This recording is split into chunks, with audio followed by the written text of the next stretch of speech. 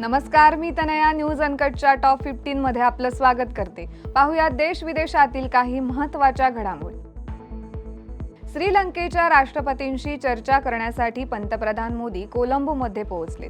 भारत आणि श्रीलंका यांच्या द्विपक्षीय चर्चा आणि अनेक महत्त्वाच्या करारांवर स्वाक्षरी करण्यासाठी हा दौरा आठवड्याच्या शेवटी झालाय. थायलंडमधील बिमस्टेक शिखर परिषदेत सहभागी झाल्यानंतर मोदी श्रीलंकेला गेले, जिथे त्यांच्या कार्यक्रमात बांगलादेशचे मुख्य सल्लागार मोहम्मद युनूस यांच्यासारख्या प्रादेशिक नेत्यांशी चर्चा करण्यात आली. चलनात लवकरच नवीन 10 आणि 500 रुपयांच्या नोटा येणार असल्याची माहिती देशाची सर्वात मोठी बँक आरबीआयनं दिली आहे. आरबीआयनं दिलेल्या माहितीनुसार चलनात लवकरच 10 आणि 500 मूल्याच्या नोटा जारी करण्यात येणार आहेत. या नोटांवर विद्यमान गव्हर्नर संजय मल्होत्रा यांची स्वाक्षरी असणार आहे.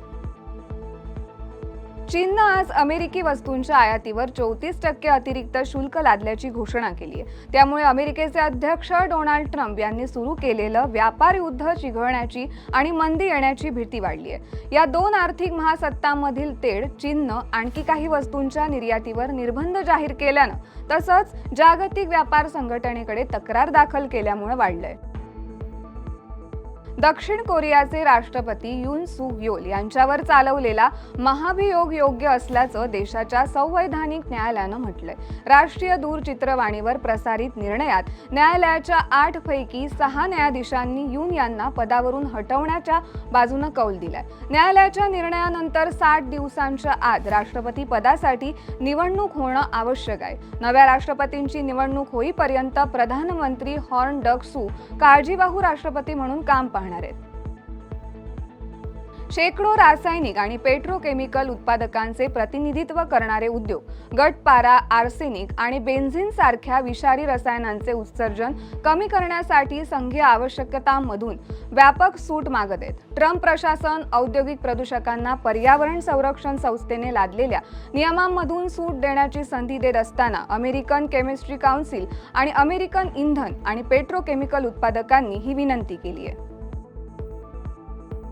अमेरिकेचे राष्ट्राध्यक्ष डोनाल्ड ट्रम्प यांनी सांगितले की ते अमेरिकेत टिकटॉक आणखी 75 दिवसांसाठी चालू ठेवण्यासाठी कार्यकारी आदेशावर स्वाक्षरी करणार आहेत, जेणेकरून त्यांच्या प्रशासनाला सोशल मीडिया प्लॅटफॉर्मवर अमेरिकन मालकीखाली आणण्यासाठी करार करण्यासाठी अधिक वेळ मिळेल. DEI विरोधी प्रयत्नांचा भाग म्हणून शिक्षक प्रशिक्षण निधीतील कोट्यावधी डॉलर्सची कपात करण्याची ट्रम्प प्रशासनाची विनंती सर्वोच्च न्यायालयानं मान्य केली आहे. तरी खटला सुरूच असून न्यायाधीशांमध्ये 5-4 मतांची विभागणी झाली आहे. मुख्य न्यायाधीश जॉन रॉबर्ट्स हे 3 उदारमतवादी असहमत न्यायाधीशांमध्ये सामील झालेत. पश्चिम नेपाळमध्ये काही मिनिटांच्या अंतराने 2 भूकंप झालेत, परंतु या दरम्यान कोणतीही जीवितहानी झालेली नाही. भूकंपादरम्यान धक्क्यांसाठी आणि नुकसानीसाठी सतर्कतेचा इशारा देण्यात आलाय. या वर्षाच्या पहिल्या 3 महिन्यांत इराणनं दिलेल्या फाशींची संख्या गेल्या वर्षीच्या याच कालावधीच्या तुलनेत दुप्पट आहे, असे एका स्वयंसेवी संस्थेनं सांगितलंय. आंतरराष्ट्रीय तणावाच्या काळात इस्लामिक प्रजासत्ताक मृत्यूदंडाच्या शिक्षेचा वापर पुन्हा एकदा वाढत असल्याचा इशारा देण्यात आलाय. पंतप्रधान नरेंद्र मोदी यांनी शुक्रवारी थायलंडमध्ये पार पडलेल्या बिमस्टेक परिषदेमध्ये सदस्य देशांमधील संबंध दृढ व्हावेत यासाठी 21 मुद्द्यांचा कृती आराखडा सादर केलाय. त्यात बिमस्टेक देशांमधील यंत्रणांशी भारतातील UPI यंत्रणा जोडण्याचाही समावेश आहे. भारत, बांगलादेश, नेपाळ, म्यानमार, श्रीलंका आणि भूतानमधील प्रतिनिधींनी शिखर परिषदेला उपस्थिती लावली आहे.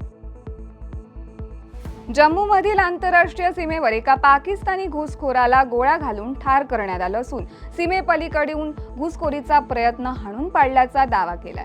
RS पुरा सेक्टरमधील सीमा चौकी अब्दुलियन मध्ये घुसखोराला ठार करण्यात आले. संसदेच्या दोन्ही सभागृहामध्ये वक्फ सुधारणा विधेयक मंजूर झाले असून यानंतर या विधेयकाला विरोध देखील होताना दिसून येतोय. या दरम्यान बिहारचे उपमुख्यमंत्री आणि भाजपचे वरिष्ठ नेते विजय कुमार सिन्हा यांनी वक्फ सुधारणा विधेयकाला विरोध करणाऱ्यांना देशद्रोही मानले जाईल आणि त्यांना तुरुंगात टाकले जाईल असं म्हटलंय.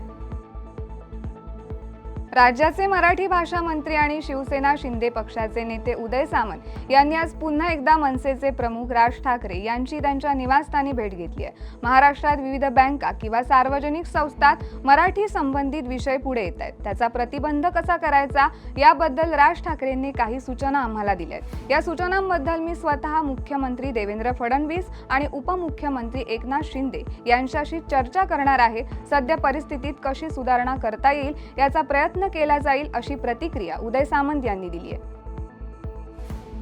सिकंदर चित्रपट प्रदर्शित झाल्यानंतर काही दिवसांत सलमान खानने त्यांच्या पुढच्या चित्रपटावर लक्ष केंद्रित केले असून या ज्येष्ठ अभिनेत्यानं पटकथा लेखक विजेंद्र प्रसाद यांच्याशी भेट घेतली आहे, ज्यांनी यापूर्वी बजरंगी भाईजान चित्रपटाचं लेखन केलं होतं. 2015च्या हिट चित्रपटाच्या सिक्वेल्ससाठी चर्चा सुरू करण्यासाठी ही बैठक असल्याचं मानलं जातंय. ओडिसातल्या पुरी इथं झालेल्या 57व्या राष्ट्रीय खो खो स्पर्धेत महाराष्ट्राच्या महिला संघानं विजेतेपद पटकावले, तर पुरुष संघाला उपविजेतेपदावर समाधान मानावं लागलंय. अंतिम सामन्यात दिमागदार खेळी करत आज महाराष्ट्राच्या महिला संघानं यजमान ओडिसावर 25-21 असा विजय मिळवलाय. या बातमीसह वेळ झाली आहे टॉप 15 मध्ये इथेच थांबायची. तोपर्यंत पाहत रहा न्यूज अनकट.